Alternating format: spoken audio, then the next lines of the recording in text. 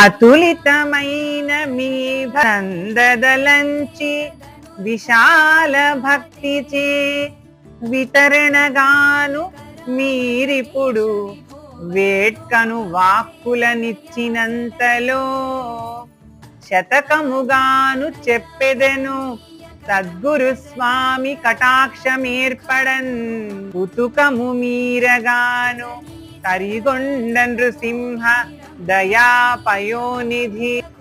దయాసముద్రుడవై తరిగొండలో వెలసిన శ్రీ లక్ష్మీ నృసింహదేవ,